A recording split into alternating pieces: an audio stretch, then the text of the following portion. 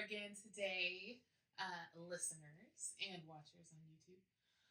We are back on the record, and I'm actually really excited today about this episode. One, because it's with one of my favorite people in the world, but two, it's the level of just variety in music and love for music from one of the people that I love so much, and just be able to kind of talk through um, different points in our lives, different songs that trigger memories or something so important to us. So, just in case you are new here to On the Record, what do we do here? You're probably asking that. Like, what is this? So basically, this is a place where we get to talk and dissect music and how it's impacted our lives in a big way or a small way. Because right in this space, we believe music is a level of therapy, right? And what we want to do is take that moment to pay respect to the artists, the songwriters, the producers that really have impacted our lives in such a special way. Because one thing we do know is therapy is expensive. Not everybody has access to it, but everybody has access to music some way, somehow. And we want to give homage to that level of artistry that we love so much. So stay tuned. All right, so I'm going to go ahead and introduce my wonderful guest. This is Miss Amy Guillen, whom I've now been friends with for almost 15 years, which is wild to think about. Wild. That was a fast 15 years. Yeah, quite a bit, right? And usually all my guests who come on the podcast, one of my first questions is like, how has music really impacted you? Like, what is the level of importance of music in your life? And I think one of the answers on my like intake form to talk is I listen to it every now and then. It's part of my everyday life, or I cannot function without it. And I know that you chose, and this is a very simple fact, that you cannot function without it. Absolutely true. Absolutely. And so, for you, where did your love affair with music start? I was really blessed because I grew up with parents who music was huge with them. Yes. So I cannot remember a time where there wasn't music in our household. Yeah.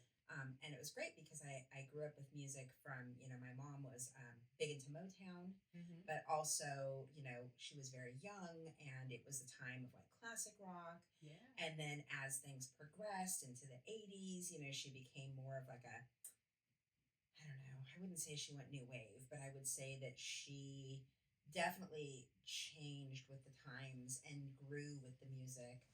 My dad stayed a little bit more stuck in the classic rock era, which is fine. Yeah. Although he did have a secret love for Christina Aguilera that most people don't know, and I find that hilarious. I'll never forget the day I found that out. I was like, wait, what? But like even, my grandparents, they listened to big band music, and my grandfather had a secret love of Fiona Apple, if you can believe that. And so I just always remember every gathering, even just not gatherings, but like my mom listening to music in the morning, getting ready for work, Yes. And there was always music on the radio. And I remember when we got our first CD player, the first CD my parents ever bought was the Top Gun soundtrack, which I find hilarious. Go Kenny Loggins. But I don't know, it was just such an everyday part of my life. And it strikes me really odd now when I go places and there's not music. Right. Like someone's gathering at their home. If you're having a gathering, there should be music. Yes. It sets the tone. It does. And music can also be a great way to mourn and to heal. So it goes both ways, right? Because it can be so happy and uplifting and get you going, but it can also really help you through those times where you struggle. So it's just always been there. Yeah. It's funny that you actually mentioned, like, if there's no music, you notice. Absolutely. Right? And because it's the same for me, and I'm like, it's really quiet in here, or it's like a deafening silence. Yes, agreed. To me, and I'm like, I'm a little uncomfortable. Yeah. Right? Like, yeah. No joke. It's almost like, what do? I don't have anything to tap my feet to. I don't. How is this gonna go? I think I need to leave. Right. Exactly. It's the strangest thing, but it's the truth. So for you, So you said it started like super young for Mhm. you. And what was your first introduction just for yourself and like, ooh, this is something that I really love? What age was that for you? And take us to that specific time. Gosh, that's a good question. I know. Isn't it a great question? This just shows everybody that she does not prep us for what these No, questions are going to be. real conversation. I think kind of the first thing that pops into my mind, actually is Diana Ross, Yeah. and I think I was probably about 5 Mm-hmm. or 6 maybe, and my mom was cleaning the house and she was listening to Diana Ross and she was dancing around the house and singing, and I remember going into the kitchen where she was cleaning up and just starting to dance and sing with her. Yeah. So that's really like kind of the first place that I can pinpoint. Yeah. And I remember her saying to me, because I loved, all the music that my parents listened to, right? Because that's what I grew up with. But I remember her saying to me, there's a lot more out there. Mm-hmm. You should check it out. Yeah. And then I would say I'd have to probably fast forward to like middle school, which is when I really got into my own music, right? Yes. Where I veered out of that household music. And I mean, the crazy thing is I listened to everything, a lot like you. Yeah. I mean, I can remember back then listening to Teddy Pendergrass, and I can remember listening to Cameo. Come on, you know Cameo. what I mean? Like all over the place. But then I also was really into Beastie Boys. Yeah. So I've never really pigeonholed myself into a particular type of music. Yes. It's always been what makes me feel good. Mm-hmm. Right? Or makes me feel in general. Yes. It doesn't have to be good. It just this I get the feels from it. I even have a playlist that's called The Feels. So, I think, but really middle school is probably when I really just diversified. Yeah. And if I have to be honest, I'll say that there was also some hair bands thrown in there because it was the 80s. Come on now. You give respect to those hair bands. Yeah. Okay. They had their moment of glory. I do remember when Guns N' Roses came out with "Welcome to the Jungle." That was a big one for me. That's a good one. I know. I have a few people in my life who don't like Guns N' Roses. And what? We just don't talk about it. That's the elephant in the room we don't acknowledge. Yes.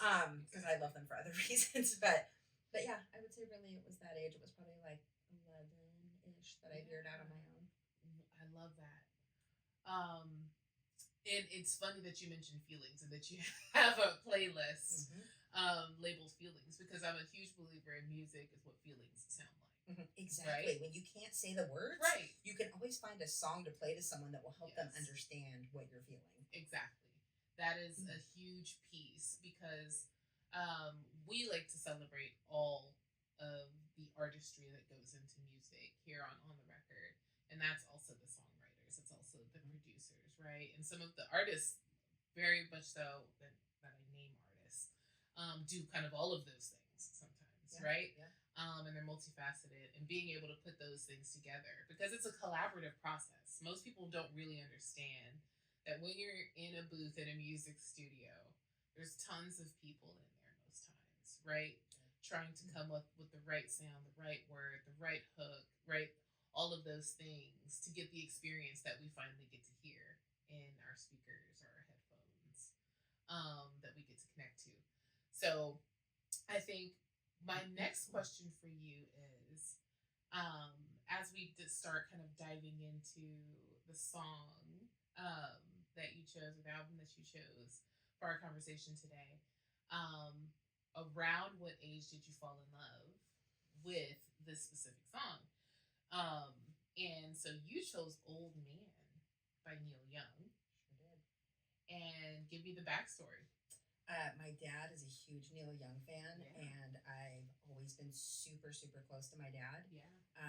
Both my parents, I think it's kind of important to note that my parents were teenagers when I was born. So it was not, your typical upbringing. It was a little different. Maybe that's why music was so big in our house. I don't know, but I'll take it. So I really just adored anything that my dad adored. Yes. If it was important to my dad and he liked it, I wanted it to be important to me too. Right.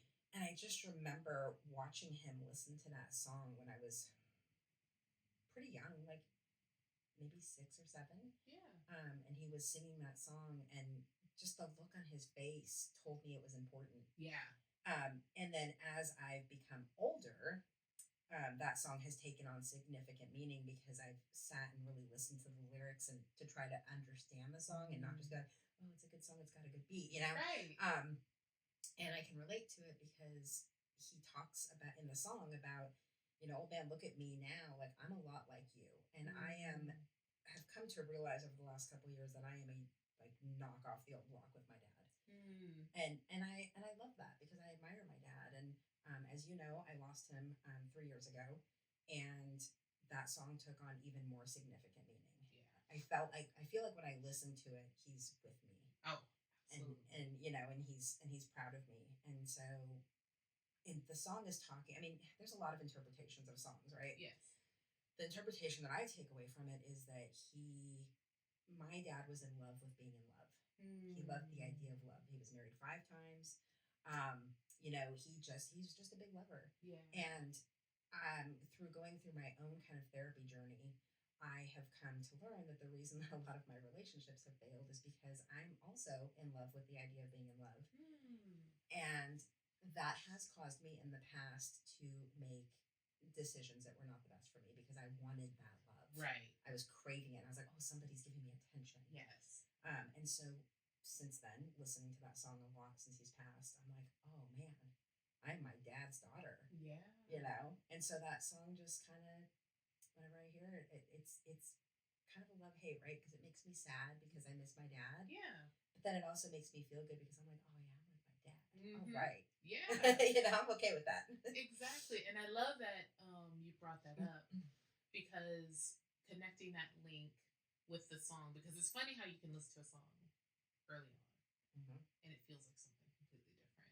Exactly. And then with your big girl panties on and you listen to a song, you're like, oh, it hits different. It hits completely different now, right?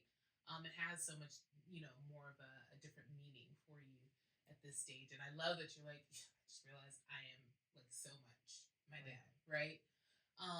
When did that hit for you that you started to realize, even outside of that song, that you're like, oh my, like I'm literally like a mini clone of him in this specific area of my life. It really hit when I lost him. So I would say about 3 years ago. Yeah. Because that's when I took the time to really sit and just really kind of break down my life, right? Break it into kind of easier to chew bites, if you will. And I just had like this epiphany. I was already, in therapy when I lost him, and so my therapy journey kind of switched over to a grief journey, right? Yeah. How to process my grief, and still, go on and live my life in the healthiest, happiest way possible. And so I think it was during one of my therapy sessions where it really just hit me, why am I like this? Why does this keep happening? What needs to change, or what's good about it that I just need to look at in a different way? Yeah. So yeah, it was about 3 years ago, and I really was like, oh my gosh, I am my dad's child. I am his twin. I even look like him. Amen. And we share that so much because our dads actually passed away like what, a month and a half apart. Yeah, it was real close. It was so close, and that's kind of the same journey that I had once my dad passed, like realizing all the little bits and pieces that are him in me, that are now like amplified because there's an absence of that person physically there. You kind of start showing up more as them, ironically. Yeah, I think it's soothing. To counterbalance the void. Absolutely. Right?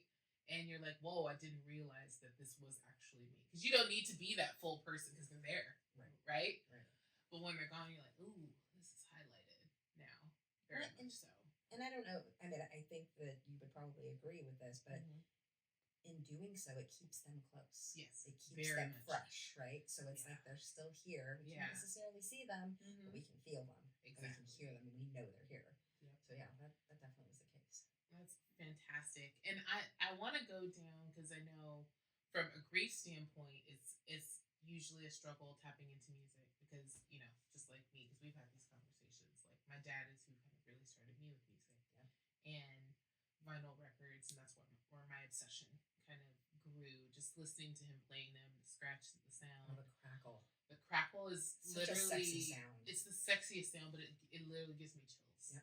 Right, and I just love it, and I fell in love with all of the artists that he loved. He loved the Marvin Gaye, the Sade, the Bob Marley, the Al Green, all of it, right? And that's what is comforting for me as well.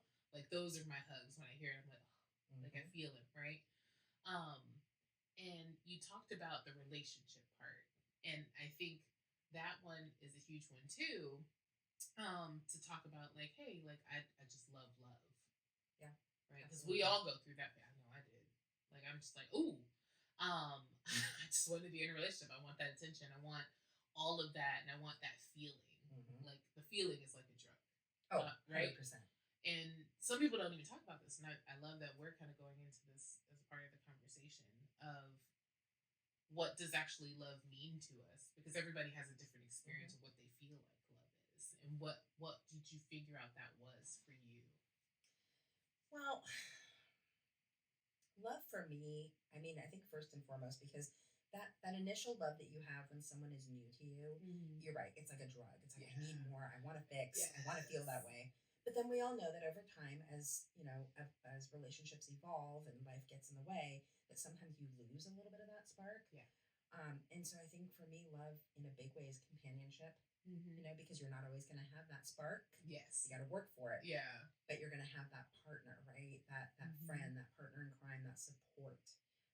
So that's a huge thing for me, is just making sure that, you know, the people in my life, and it doesn't have to be a romantic relationship either. Yeah. It could be a friendship.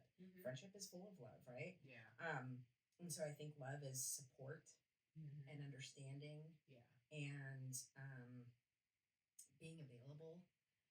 And being transparent. Yeah. You know, none of us is perfect. We all have our demons, and so I think it's really important that whoever you do love is in touch with their own demons and healing themselves, because you put two unhealthy people together and it's not going to be a good situation. Yeah. I speak from very serious experience. It's a recipe for a disaster. Yeah. So and love is warmth and joy. Yeah. You know, as well as holding someone's hands through the hard times. Exactly. And I love that you mentioned like you have to continuously work at it, right? Like, absolutely. And that's what people don't understand. That sparkle phase fades fast, right? So how do you kind of keep that spark going periodically? Because it's not gonna happen every day. Because the reality is, even if you're by yourself, you still have bad days. Yeah. So why do you expect your relationship to be warm and bubbly every day, right? I think a big chunk of like that love piece where you're like, oh, I just need that fulfillment from someone. It's also the person to just be honest. Oh, right. I mean, you would think that that's a given, but it's so not these days. No, and some people also don't want to hear the honesty. Yeah. Right. So if you're talking about and you're with a person that you love and they respect you and you're in this relationship, you would want, like I would think, you would want them to be honest with you or tell you and set you straight when you're straying. Yep. Or where you're going to a place you probably shouldn't be going, because that's usually what sparks arguments, right? Exactly. Like I don't need you to tell me. No, you probably do. Right? I definitely do. Like, I know I would.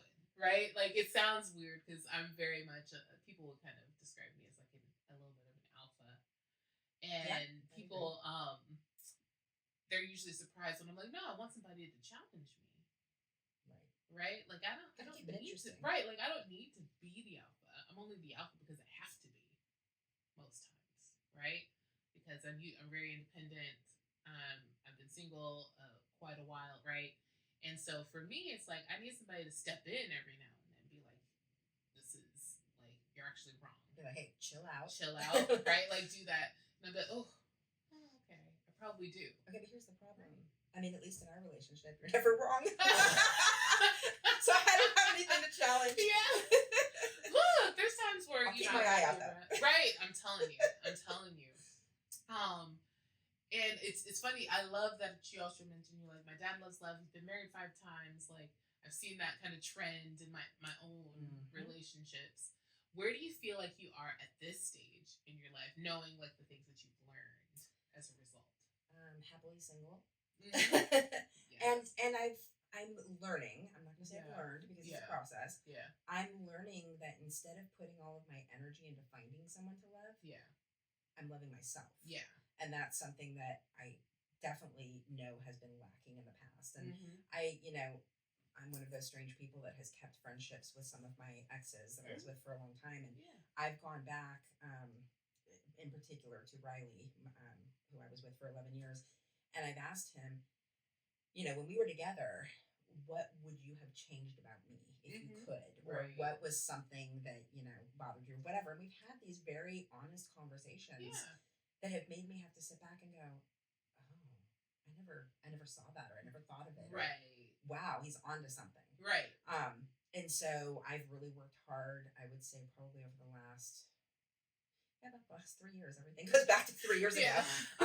Yeah, it takes me a while, people, okay? Look, some people haven't even reached this point yet, and they're in their 60s or 70s, right? That's fair. Give yourself credit. We like grace around here. You know what? I'm figuring it out before I hit 50, so that's good. Exactly. But yeah, I just realized that I was focusing so much on other people that I wasn't seeing where I was contributing to the problem, or why I was making really poor decisions in love, or what I thought was love, right? Or what I was willing to accept. And I think through this journey of learning to love myself and be kind to myself and give myself grace, that has elevated my expectation of what a loving relationship should look like for me.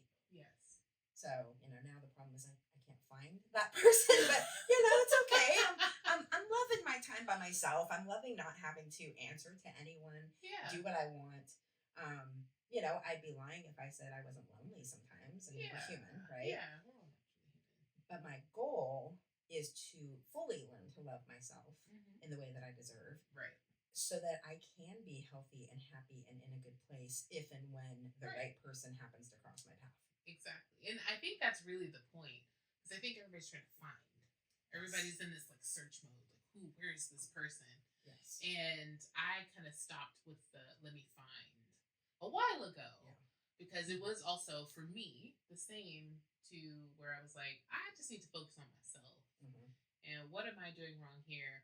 What blockades am I also putting up, and what walls am I putting up, and what are those things that I'm naturally doing that's kind of causing part of the problem here?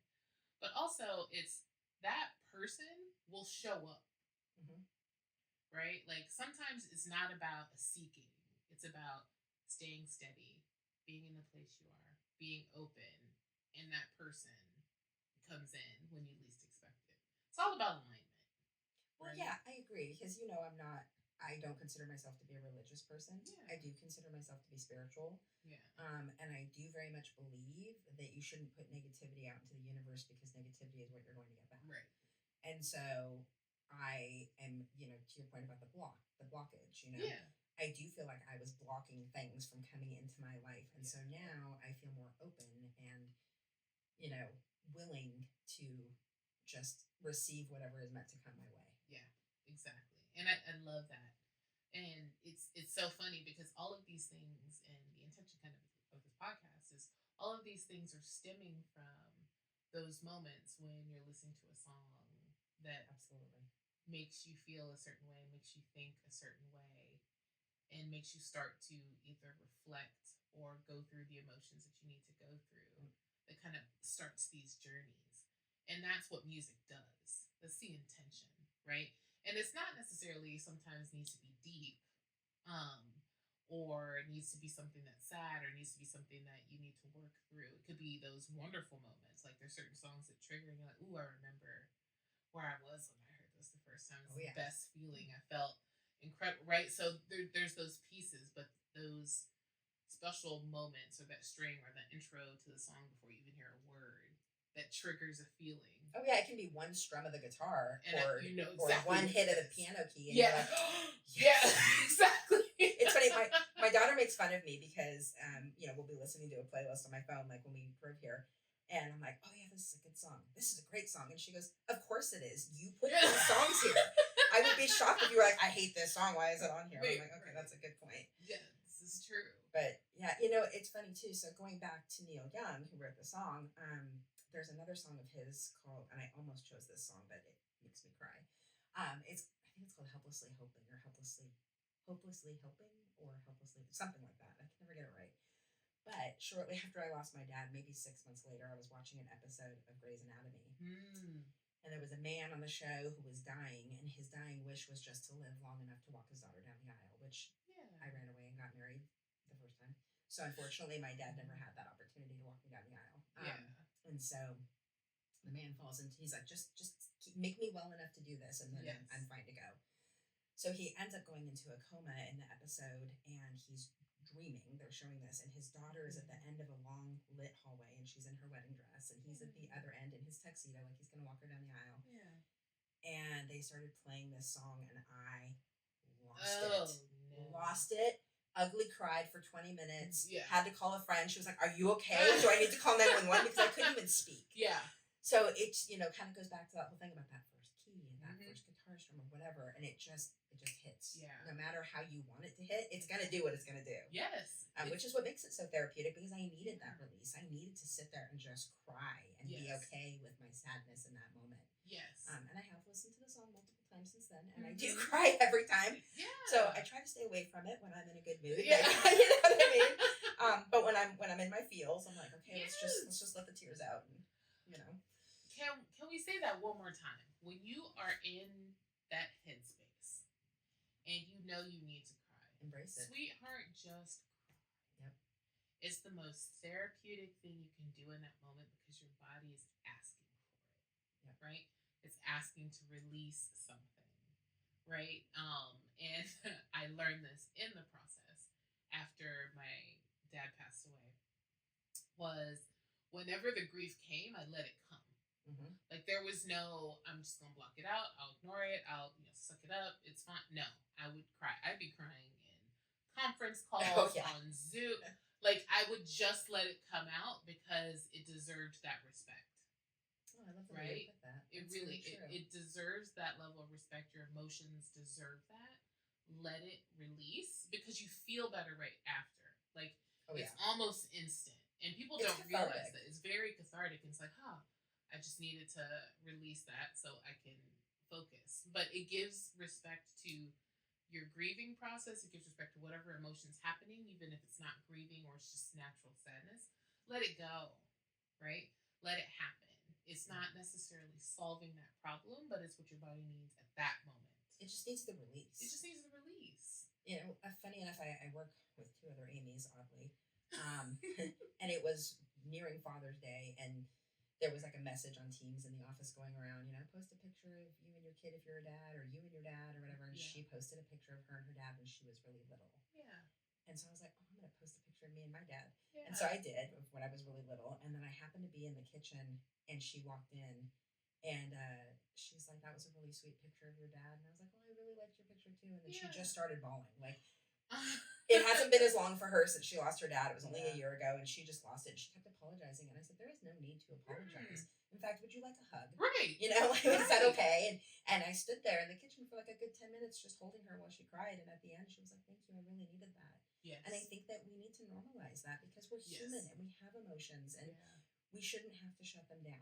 Anger, okay, deal with it in different ways maybe, but yeah, I think grief is just something that people don't talk about and deal with enough. People don't talk about what it's like either.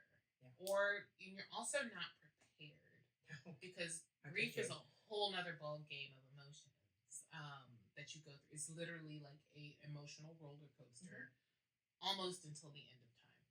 The worst part, and I hate when people say this, like, "Oh, it'll get better over time." No, that's false, right? The reality is you learn how to deal with it better over time. The pain is the exact same. Exactly. It doesn't change. Yeah. So it's just managing your emotions better. Yeah. Right?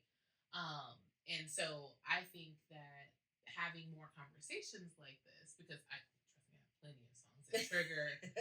But it's like, no, it's like I avoid certain songs.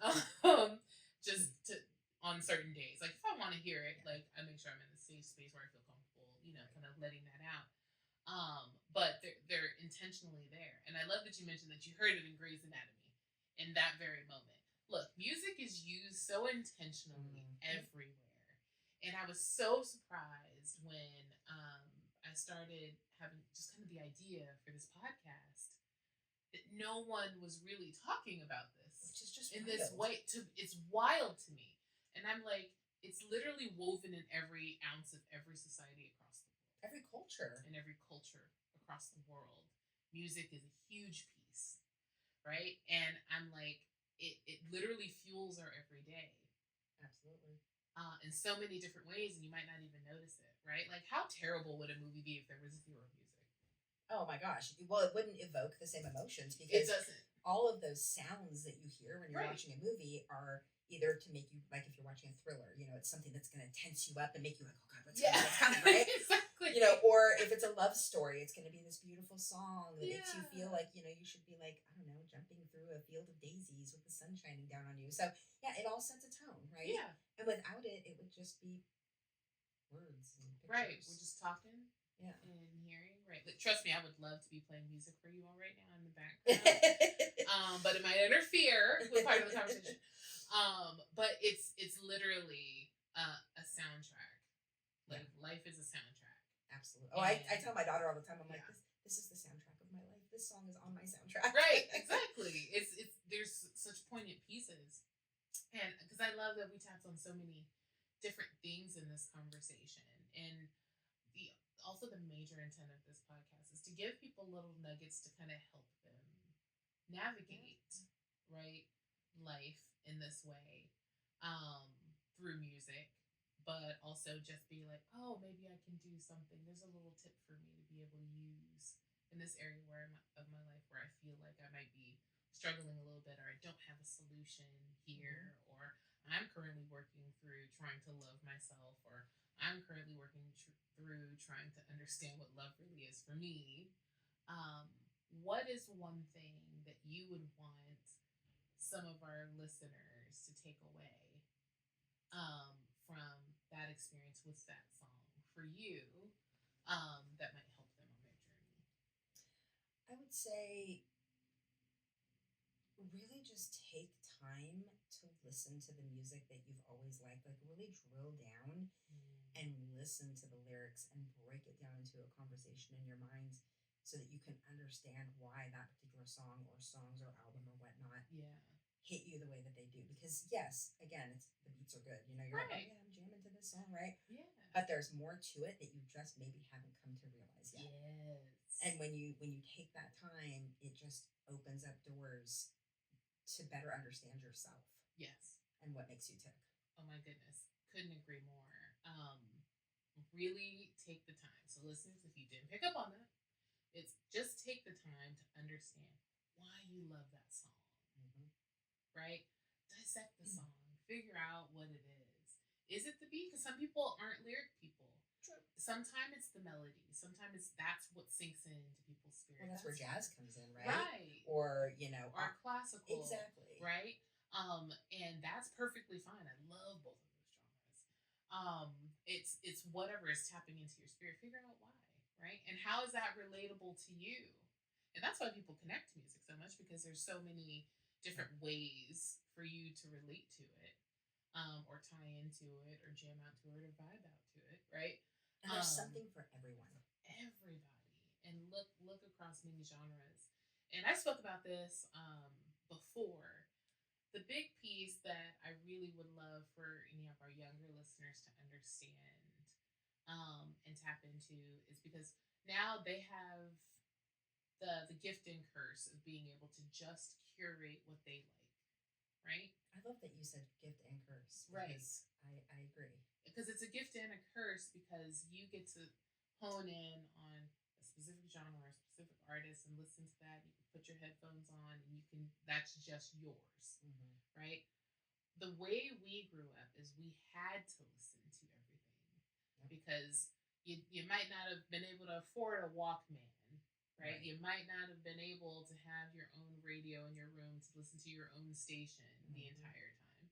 It's you listen to your parents' music, you listen to whatever happens to come on the radio, because you didn't have a CD player or anything like that in your car, or you had to watch the specific TV show, or you're up late at night where they're selling that compilation CD, and you're listening like that. My gosh, all of that, right?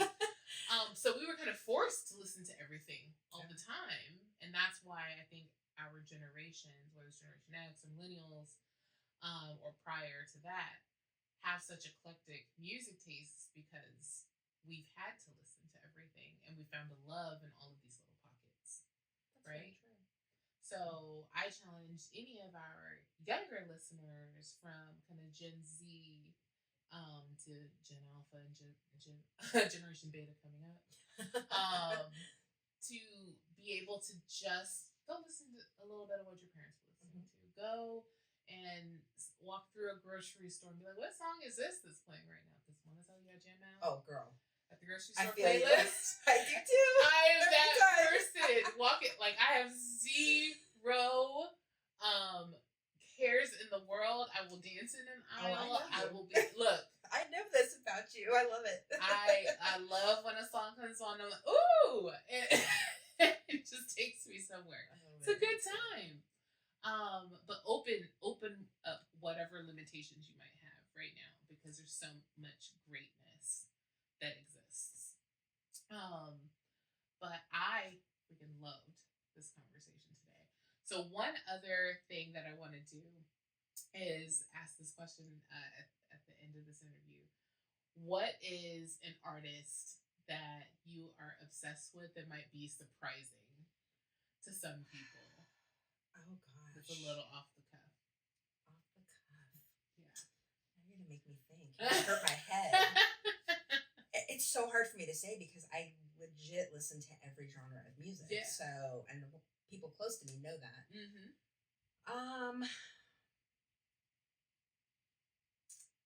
Okay. This is a good one. This is a good one. So, I have a part-time job working at Empire Field. So, I'm an usher for them, which means I work all the concerts, football games, all that good stuff. And last year was my first year with them, and that was when Taylor Swift was touring. Okay. Did not consider myself a Swiftie. Actually was like, ugh, she irritates me. And since seeing her show 2 nights in a row, I have become a Swiftie. Look, I'm not at 49 years old. I am an admitted Swiftie, and I have no shame about it.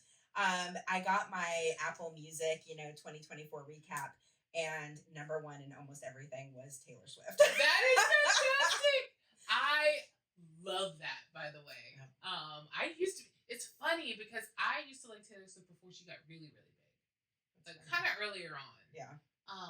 Like all of the newer stuff I have no idea. See, and I don't really like a lot of her older stuff. Yeah. I'm more of the newer stuff because she's grown up, Right. right? Exactly. So like when she was 13 and I was how much older am I than her? I'm like she's just turned 35, I think, so I'm 15 years older than her. Yeah.